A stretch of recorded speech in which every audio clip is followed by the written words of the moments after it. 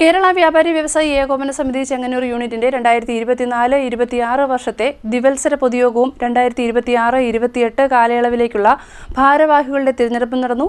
കേരള വ്യാപാരി വ്യവസായി ഏകോപന സമിതി സംസ്ഥാന പ്രസിഡന്റ് രാജു അപ്സര ഉദ്ഘാടനം ചെയ്തു.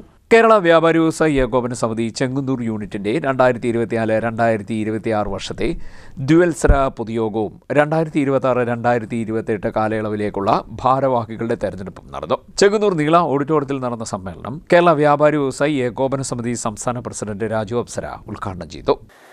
വളരെ ആത്മാർത്ഥമായി സംസാരിച്ച് ഞാൻ അവസാനം പറഞ്ഞ് വേണമെങ്കിൽ അവർ അടയ്ക്കാനുള്ള പലരും 40,000 അടയ്ക്കാനുണ്ടെങ്കിൽ 45 ലക്ഷമാണ്, 50,000 അടയ്ക്കാനുണ്ടെങ്കിൽ 55 ലക്ഷമാണ്. ഇങ്ങനെ കോടികളൊക്കെ അടയ്ക്കാനുള്ളവരാണ് കൂടുതൽ. യഥാർത്ഥ ബേസിക് എമൗണ്ട് വളരെ ചെറുതുമാണ്. 64 മുതൽ 2023 എടുക്കുമ്പോഴത്തേക്കും നമുക്കറിയാം എത്രമാത്രം പരീക്ഷ വരും. അവസാനം വളരെ വളരെ സൗഹാർദ്ദ അന്തരീക്ഷത്തിൽ മുഖ്യമന്ത്രിയെ ബോധ്യപ്പെടുത്തിയ അടിസ്ഥാനത്തിൽ ഒരു ദിവസം മുഖ്യമന്ത്രി PS എന്നെ വിളിക്കുകയാണ്. നിങ്ങൾ ഉന്നയിച്ചിട്ടുള്ള ആവശ്യങ്ങൾ മുഴുവൻ അംഗീകരിച്ച് മുഖ്യമന്ത്രി അറിയിച്ചിട്ടുണ്ട്. അടുത്ത ബഡ്ജറ്റിൽ പ്രഖ്യാപിക്കും. എനിക്ക് അഭിമാനം തോന്നി. 1 ലക്ഷത്തിലധികം വരുന്ന നിങ്ങളിതിൽ പെട്ടവരാണോ എനിക്കറിയില്ല.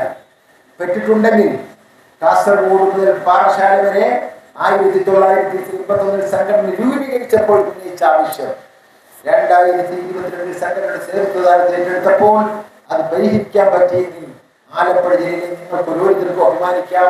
എന്നെ സംസ്ഥാന പ്രസിഡന്റാക്കുന്നതിനും ദേശീയ ഉപാധ്യക്ഷനാക്കുന്നതിനും ഈ ജില്ല എന്നോടൊപ്പം എന്തുകൊണ്ടാണ് എന്ന് പറയുന്നു. അത് നിങ്ങൾക്ക് ഓരോരുത്തർക്കും അഭിമാനിക്കാം കഴിയുമെന്ന് പറയാൻ ഞാൻ ആഗ്രഹിക്കുകയാണ്. Unit president Jacob V Zacharia അധ്യക്ഷനായി. സംസ്ഥാന സെക്രട്ടറി സബിൻ രാജ് മുഖ്യപ്രഭാഷണം നടത്തി.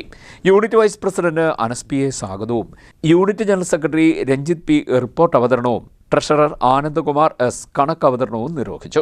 ജില്ലാ ഭാരവാഹികളായ ജേക്കബ് ജോൺ, വേണുഗോപാലക്കുറുപ്പ്, റഷീദ് പടിപ്പുരകൽ, അനിൽ അമ്പിളി എന്നിവർ സംസാരിച്ചു. മുതിർന്ന വ്യാപാരികളെ ചടങ്ങിൽ ആദരിച്ചു. തുടർന്ന് ഭാരവാഹികളുടെ തെരഞ്ഞെടുപ്പ് നടന്നു.